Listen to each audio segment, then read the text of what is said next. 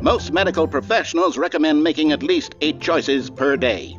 Do you make more than 8? Less? And finally, if you begin to wonder if your choices are actually meaningful and whether you'll ever make a significant contribution to the world, just remember that in the vast infiniteness of space, your thoughts and problems are materially insignificant, and the feeling should subside. At this time, your instructor will guide you in an exercise to test and reinforce the material covered in this video. Welcome back. You may have noticed that this room has begun to deteriorate as a result of narrative contradiction. But not to worry. Now that you're properly informed on good decision-making, we're going to revisit a choice you made just a few minutes ago and see what the correct thing to do would have been. This way, please.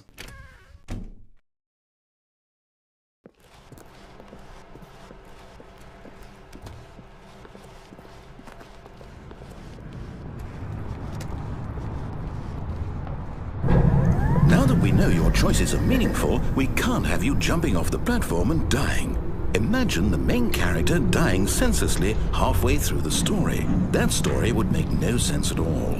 We just need to get you home as soon as possible before the narrative contradiction gets any worse.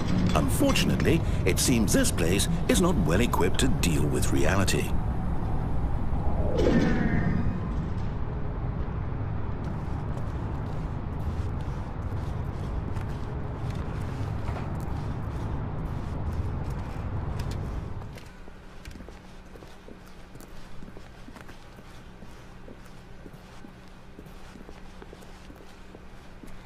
Almost there. You'll take the door on the left, back to the correct ending, the story will have resolution once again, and you'll be home free in the real world. Now remember, all you need to do is behave exactly as Stanley would. That means choosing responsibly and always putting the story first. I'm quite sure you'll be up to the task. Just follow my lead and you'll be fine. All right. When Stanley came to a set of 2 open doors, he entered the door on his left. No! Why did you do that? Quickly, hurry back in the other direction. Perhaps we're not too late.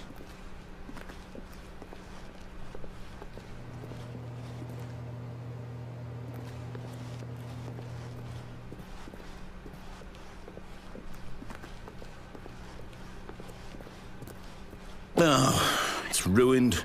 I can't believe, after everything we talked about, that my story, you've destroyed my work. Why? For what? What did you get out of that? What did you think was so special about seeing the game undone, left here like so much garbage? It's worthless now. And what am I supposed to do? Even if there were a way to continue, would it be worth it? To know that my story is now incorrect? How can I go back to that? I can't erase that knowledge. I'll have to live with it forever, reliving its impossibility forever. I couldn't live that way. Is it better to shut the game down entirely? To willingly destroy all of my work? I don't know. What's the answer? What do I do? What do I do? What do I... No, I have to. I have to shut the game down. I have to. I have to.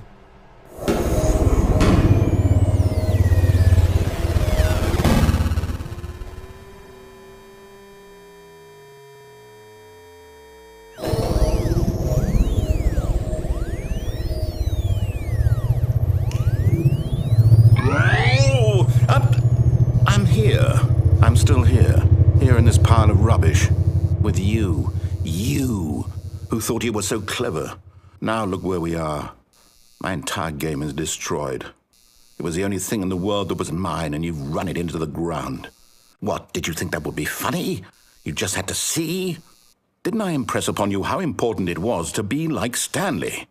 He actually knows how to do what I tell him to. He understands that if I say to do something, there's a damn good reason for it.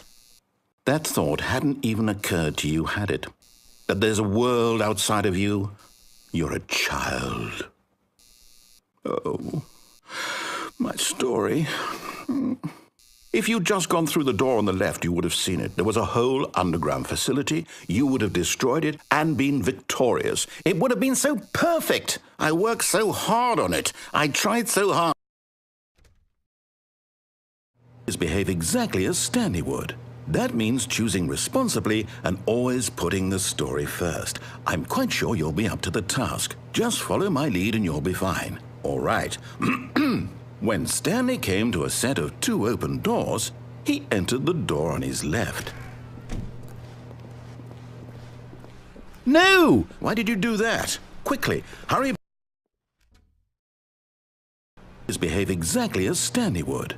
That means choosing responsibly and always putting the story first. I'm quite sure you'll be up to the task. Just follow my lead and you'll be fine. All right. When Stanley came to a set of 2 open doors, he entered the door on his left. No! Why did you do that? Quickly, hurry. Behave exactly as Stanley would. That means choosing responsibly and always putting the story first. I'm quite sure you'll be up to the task. Just follow my lead and you'll be fine. All right. When Stanley came to a set of 2 open doors, he entered the door on his left.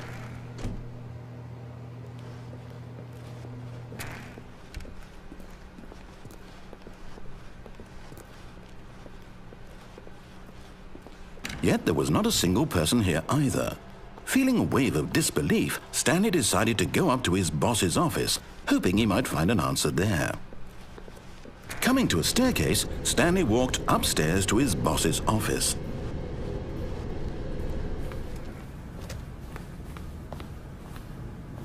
Stepping inside his manager's office, Stanley was once again stunned to discover not an indication of any human life.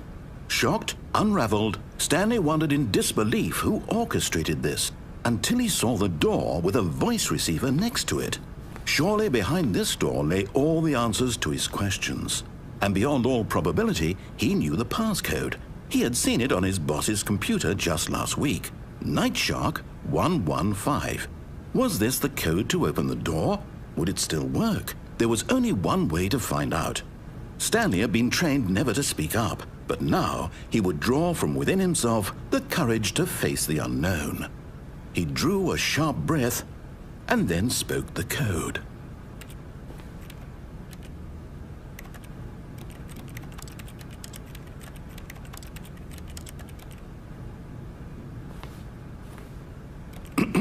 Stanley spoke the code. Night Shark 115. He spoke it into the receiver, right there on the wall.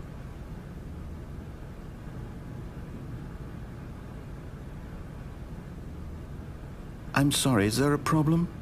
You didn't mishear me, did you? Please speak the code into the receiver. Otherwise, we can't get on with the story. This is a crucial step.